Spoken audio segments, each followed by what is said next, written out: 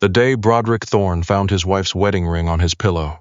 He stood in the doorway of their bedroom for nearly 3 minutes, still wearing his coat from the dinner he should not have attended. New Orleans belonged to Broderick the way old cities belong to men who have never learned to ask for permission. By day, his name lived on the letterheads of Thorne Maritime Holdings, Crescent Security Group, and 3 hotel brands that lined the French Quarter like well-dressed sentinels. By night, his name traveled differently, through back kitchens and loading docks, through the offices of port commissioners who signed what needed signing and forgot what needed forgetting. He did not look like the man he was. That was its own advantage. He had the kind of face that made people trust him before they understood why they shouldn't. Strong jaw, gray eyes with patience built into them, hair kept dark and close, hands that looked like they belonged to a man who built things rather than one who dismantled them. He spoke quietly in rooms where other men raised their voices, and the quiet made everyone lean in. Anya had learned to lean in too. She had married him knowing fragments of what he was, not the full picture. The full picture only assembled itself over 2 years of silent dinners, unanswered calls, and the specific loneliness of being loved the way a man loves a house.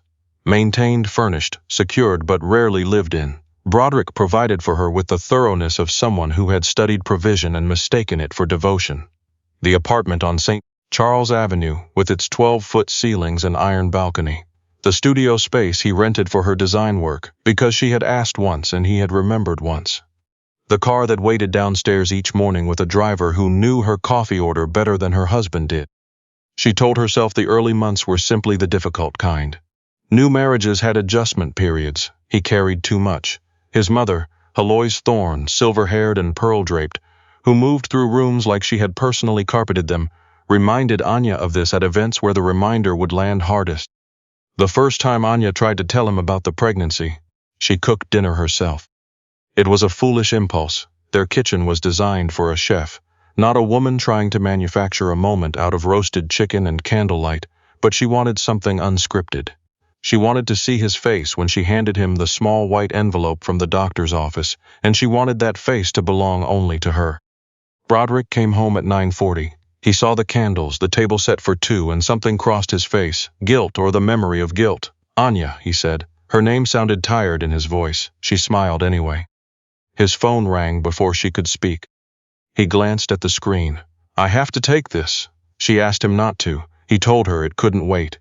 He stepped onto the balcony and slid the glass door shut behind him, and she sat at the table while the candles burned low and the chicken went cold, and the envelope waited beside her untouched glass. The second time, she tried at breakfast. He stood at the kitchen island with black coffee and 3 open files while his head of security briefed him near the elevator. Anya came in wearing a soft yellow cardigan, her hair loose, the curve of her stomach not yet visible to anyone who was not paying close attention. She said, "I need 10 minutes." He started to turn. Then Heloise arrived. She had a key. She always had a key, wearing dark wool and an expression that had never once accommodated inconvenience. "You look pale," Heloise said by way of greeting. Broderick looked back at his files. Anya said she could wait. Heloise said most things could. The third time, Anya left the sonogram on his desk. 22 weeks. Their daughter in black and white, face turned slightly as if toward a sound she was already learning to trust. Anya wrote on the back, "She is yours too. Please look." She waited 2 days. The sonogram disappeared. She found Heloise in the sitting room with it tucked into her handbag, drinking tea by the window as though nothing in that room held anything that mattered except the view. "That belongs to me," Anya said. Heloise set her cup down with a soft, precise click. "Nothing that concerns this family belongs only to you, dear."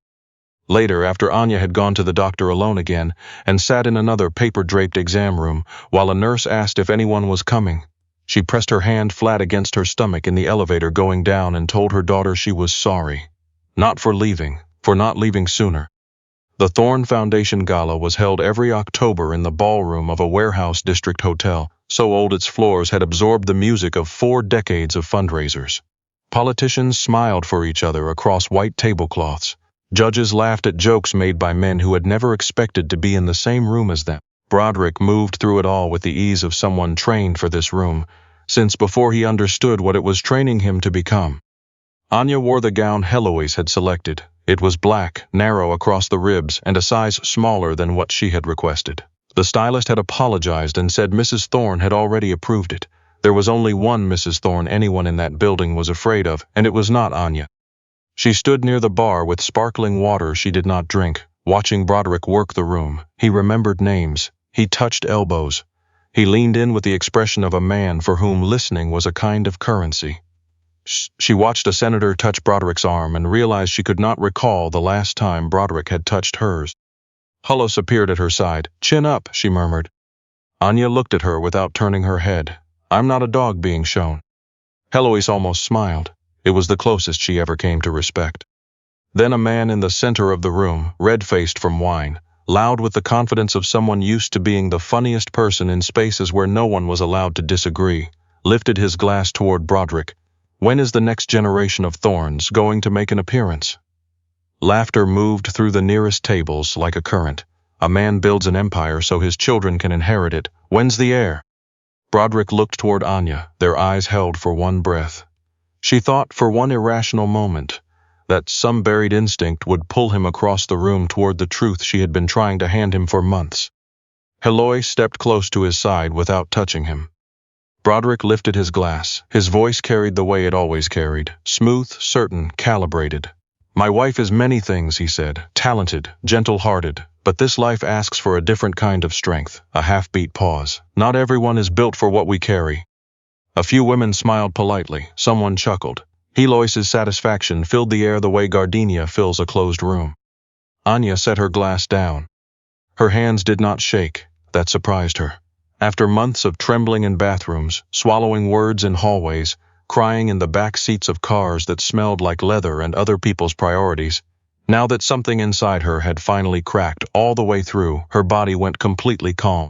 She turned and walked out of the ballroom without raising her voice, because the version of her that might have made a scene had stopped existing somewhere around the 4th month of a pregnancy her husband did not know about.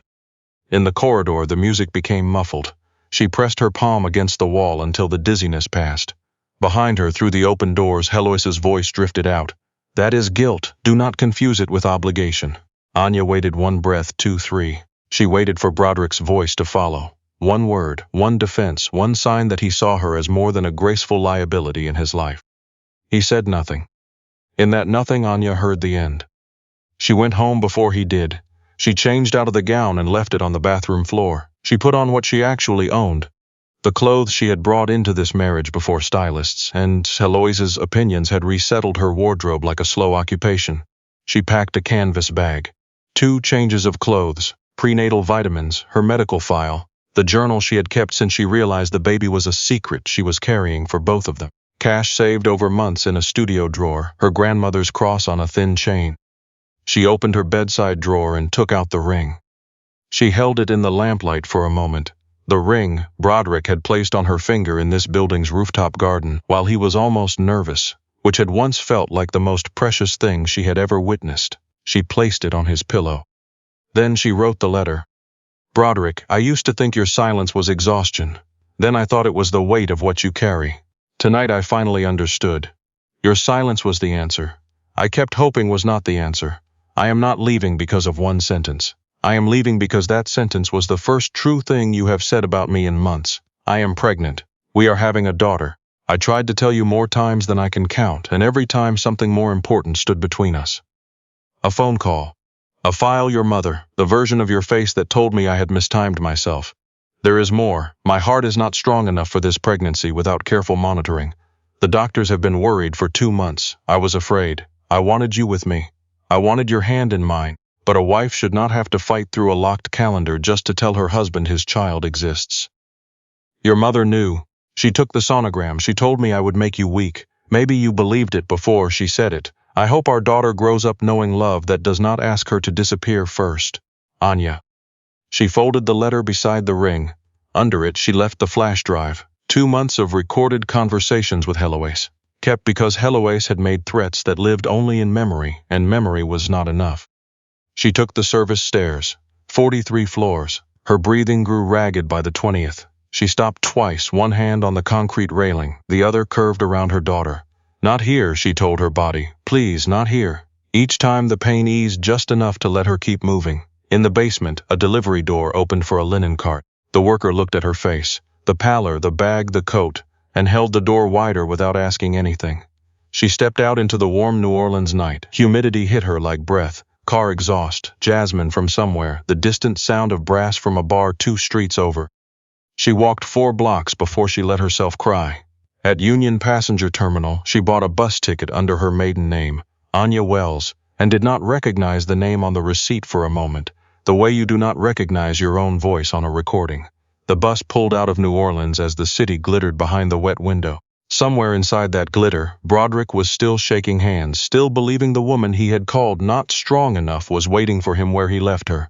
Anya touched the bare skin where the ring had been. Her daughter moved once, slow and certain. By the time the skyline disappeared, Anya had stopped looking back. Broderick came home at 3:47 in the morning. The bedroom door stood open. The bed was untouched on her side. Her robe was gone. Her slippers were gone. He stood in the doorway and did something he had not permitted himself since his father's funeral. He went completely still. On her pillow, the ring. Beside it, a letter. Beneath the letter, a hospital envelope thick enough to bend under its own weight, and a flash drive with a strip of white tape that read in Anya's handwriting, "Listen before you decide." He read the letter twice. Then he sat on the edge of the bed because standing no longer seemed appropriate. She was pregnant. They were having a daughter. The words moved through him the way sound moves through water. Distorted at first, then arriving with a force that changed the shape of everything behind it. He thought of the envelope she had left on his desk during a week of bad shipments. Moved aside, unread, he thought of the yellow cardigan at breakfast, the expression she wore before his mother's voice cut the moment open. He had catalogued her face and done nothing with what it told him. He opened the hospital envelope. Medical reports slid across the sheet, blood pressure charts circled in red, a specialist referral marked urgent, a note from a Dr. Tanner. Patient presents with gestational cardiac strain. Spousal presence at appointments recommended but has not occurred. Spousal presence has not occurred. He called her phone. Voicemail. He called again. The third time, he listened to her voice. "Hi, it's Anya. Leave a message." And understood that he had sent that voice to voicemail more times than he could count because there was always something more pressing. Now pressing was all he had left. He plugged in the flash drive. Static, then Helos's voice, unmistakable, measured, the voice that had narrated his entire childhood, came through the speakers. "Women like you collect grievances, Anya. My son does not have the patience for a wife who performs fragility as leverage." Anya's voice followed, quiet and slightly unsteady. "I'm pregnant, Helois, he needs to know. What he needs is to lead. What you are describing is a distraction dressed as a gift. His child is not a distraction." A pause, the soft sound of a cup being set down. Then Helois, "You think carrying his blood gives you standing. It gives his enemies a pressure point. It gives him sentiment, and sentiment in a man like Broderick is a liability." Anya's voice cracked. "I could die, Helois." Silence, a long one, then softly, "Then I suggest you make your peace before making demands of my son." Broderick pulled the flash drive from the port so hard the casing snapped. He sat in the silence and felt something he had not permitted himself in years, rage without a target he could tolerate striking. Men had been unmade for less than what was on that recording, but this was his mother, the woman who had sat at the foot of his bed the week after his father was buried and told him that grief made men into prey. The woman who had built him deliberately, brick by brick, so that nothing would ever take him the way violence had taken his father. He went to the bathroom and looked at his reflection for a long time. The tuxedo, the face boardrooms trusted, the hands that had once made men afraid. He drove to the Garden District before sunrise. He found Helois in the morning room already dressed, as though being unprepared was a form of weakness she refused to offer. He placed the sonogram on the table between them without speaking. Helois looked at it, and something moved across her face. Not remorse, but a flicker quickly smoothed. "You took it from my desk," he said. "I protected you from a conversation you were not ready for. She could have died alone in a doctor's office because you decided her voice was inconvenient." Helois lifted her chin. "She would have softened you. Softness is what killed your father." Broderick looked at her, truly looked, the way he had not since he was a child learning to stop crying in this same house. "My father died because men he trusted betrayed him. You turned that into a doctrine, and I married a woman and handed her to that doctrine and called it protection." He paused. "I am done with that arrangement." He made 3 calls from his mother's morning room, his attorney, his head of security, his account manager. By the time he left the Garden District, Broderick Thorne was no longer authorized at any property with his name on it. He did not feel clean afterward. He felt like a man clearing wreckage he had helped build. She was in Marsh Harbor, North Carolina. His security team traced her through a pharmacy record. Prenatal vitamins purchased under Anya Wells, a roadside clinic that had requested her files, a ferry ticket. Population small enough that strangers were noticed. Close enough to Wilmington for a hospital if something went wrong. Broderick drove himself, it felt necessary. The town announced itself with weathered storefronts, a post office the size of a storage unit, a diner with hand-lettered specials in the window, and a harbor full of shrimping boats rocking in the morning tide like they were breathing. An old man on the dock looked at Broderick's car and spat into the water. He saw Anya outside the small clinic on Tide Street. She was coming down the access ramp with one hand on the rail, moving carefully. She wore an oversized gray cardigan and sneakers she had owned before they were married. Her hair was loose. She looked thinner, and she looked more like herself than he had seen her look in a year. She looked up. He opened the car door but did not cross the parking lot immediately. He watched her hand tighten on the railing and understood that tightening, fear, recognition, the body's honest response to a source of harm presenting itself as safe. A woman in a clinic apron stepped out behind Anya, 60s, silver-haired, broad-shouldered, with a gaze that appraised him the way a builder appraises a wall to decide whether it can bear weight. Her name, he would learn, was Velma Koss, and she ran the diner 2 blocks down and had been making Anya eat breakfast every morning for 3 weeks. "Do you know this man?" Velma said. Anya's lips moved, then, "He's my husband." Velma looked at Broderick with a specific variety of skepticism that was almost geological in its depth. Broderick had been assessed by dangerous men his entire life. This was different. This woman had decided what he was worth before he spoke, and she had decided it by looking at Anya's face. He crossed the parking lot slowly. "I am not here to take you anywhere," he said when he reached her. "I came to be wherever you will let me stand." Anya studied him the way she studied a design proof, searching for the misalignment. "You came with solutions," she said. "You always come with solutions." "I came with a specialist list and a helicopter on standby," he said. "Then I thought about what you would want, and I left all of it in the car." Something shifted in her expression. Not softness, attention, which was more dangerous. He met Dr. Tanner that afternoon in the clinic office, with Anya across from him and Velma near the window, in case anyone needed reminding. This was not a negotiation. Broderick listened to the full medical picture without interrupting. When Dr. Tanner mentioned transport options, Broderick's hand moved to his phone on instinct. Anya's eyes went to his hand. He set the phone face down on the table. Then he asked, "May I make one call to arrange medical transport on standby, if Dr. Tanner believes it would help?" The room went still. Dr. Tanner looked at Anya. Anya looked at Broderick for a long moment before she said yes. One word, he treated it like a contract. He stayed at the Marsh Harbor Inn, in a room with a crooked radiator and a view of the shrimping boats. He ate at Velma's diner without asking what the daily special was. "She smiled before you got here," Velma told him, refilling his coffee without being asked. Broderick looked up. "I'm not saying you're why she stopped.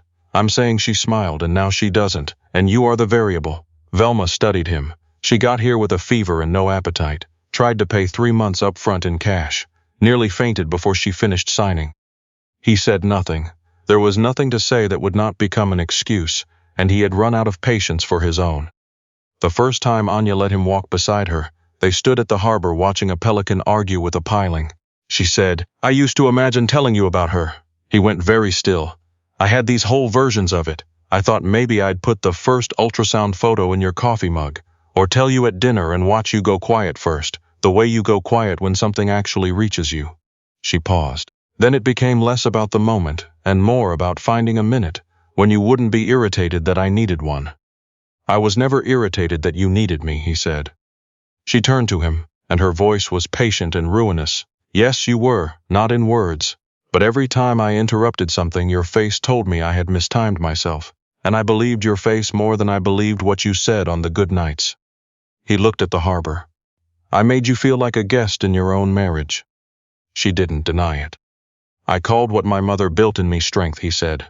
"I was reciting a lesson I learned before I understood it was wrong. At the gala I said it about you, out loud, in front of strangers." Anya looked at the water. "I know. A long pause. I don't know what to do with you being honest. Neither do I, he said, but I can keep doing it anyway if you want to see what it looks like over time. She almost smiled. Almost was enough. The storm came 9 days later. Anya's water broke during breakfast at Velma's diner. The contractions were 4 minutes apart before Dr. Tanner could get his coat on. The road to Wilmington was flooding at 2 low crossings. The medical helicopter Broderick had arranged on standby. Without telling Anya he had not canceled it, was 30 minutes out if the wind allowed. Broderick knelt in front of her on the diner floor, both knees on old linoleum, her hands in his. He had once knelt like this to propose to her on this building's rooftop in rain, and she had laughed and said she was afraid of heights, and he had laughed too, and for a moment they had been two people who did not yet know the weight of everything they were about to become. Look at me, he said. She did. What can I tell you that's true right now? Her breath stuttered through a contraction. Her grip crushed his fingers until his knuckles ached. Tell me she's going to be okay. He could not promise that. She knew he could not promise that. He said, I will not leave this room until you tell me to, and I will not make a single decision without asking you first. She nodded once. The helicopter landed at the school field 2 miles from the diner. The paramedics loaded her carefully. Broderick walked beside the stretcher until a medic in a flight suit blocked him at the door. Doctor only, no room. Broderick's entire body went rigid. He had spent his life making room, by force, by purchase, by the specific gravity of being someone no one wanted to refuse. A stranger looked him in the eye, and the answer was no. Anya saw his face from the stretcher. Broderick, just his name. He looked at her. She shook her head. Don't. He stepped back. She reached for him at the last second. He took her hand and held it until the door closed. The helicopter lifted into the storm. He stood in the wet field while it disappeared into the clouds, carrying the only 2 people in his life who had ever been more important than anything else. And he could not follow, and he could not command the outcome, and the rain came down hard enough that no one standing nearby could tell what was on his face. Anya woke in the ICU 2 days later. Her first coherent words, is she alive? Broderick was asleep in the chair beside her, unshaven, wearing clothes Velma had made him change into because he had smelled like rain and guilt. He woke the moment she spoke. The old vigilance firing before the tenderness could, and when he saw her looking at him, something cracked open in his face that he did not try to close. Yes, he said, she's fighting. Anya closed her eyes, 1 tear slid into her hair. Can I see her? She's in the NICU. He stopped. Anya opened her eyes. You what? I was waiting for you. She stared at him for a long time. Then that was a stupid thing to do. A sound came out of him that was almost a laugh, probably. 3 days later, a nurse wheeled Anya into the neonatal unit. Broderick walked beside the chair, and when they reached the incubator, Anya covered her mouth with both hands. Their daughter was impossibly small, dark-haired, wire-threaded, fists curled near her cheeks like she was already bracing for an argument with the world. She needs a name, the nurse said gently. Anya was quiet for a long time, then, Rosalind. She did not look at Broderick when she said it. My grandmother's name, the one who taught me not to apologize for taking up space. Rosalind, Broderick said. You don't get to have an opinion yet. I know. Anya looked back at the glass. But it would have been your opinion too, she said more quietly, if you'd been there. He said nothing, because there was nothing to say that was better than just being there now. With his hands at his sides and permission still to ask for. A year later, Broderick Thorne drove a second-hand pickup truck in Marsh Harbor because his old car had been too recognizable. Velma had pointed out that recognizable meant people arranged themselves for him before he arrived, and arranging yourself for someone is not the same as being glad to see them. He and Anya did not live together yet. She had the apartment above the clinic. He had the inn. Some evenings she let him come for dinner. Some evenings Velma sent him home with a to-go box and a look that indicated no further discussion was necessary. Rosalind was 8 months old and entirely indifferent to her father's reputation. On a Tuesday in September, Anya sat on the back porch, with her daughter asleep in the carrier against her chest and a mug of tea cooling between her palms. Broderick sat beside her, close enough to hear, far enough to give her room, still learning the distance between those two things. Do you miss it? She asked. He didn't ask what she meant. He thought about the calls that had stopped. Once word spread that Thorne Maritime was going legitimate. He thought about the city and the fear it had worn around his name like weather. He thought about the man he had been in that penthouse elevator, stepping around his wife's unhappiness every night and calling it discipline. No, he said, he meant it. Anya looked at him with the expression she still used when she was deciding whether to believe him, not suspicion exactly, but the considered caution of someone who had learned that trust was a tide, not a miracle. It came in, it pulled back, it came in again. She reached over and took his hand. He held it the way she offered it, loosely, without pulling her closer, without asking for more than she had given. The harbor below them was going gold with the last of the evening light, and somewhere inside the inn Rosalind made a small sound in her sleep, and Broderick sat still in a chair in a town where no one owed him anything and understood, for the first time in his life, that this, right here, small and unguarded and freely given, was the only thing he had ever built that was actually worth keeping.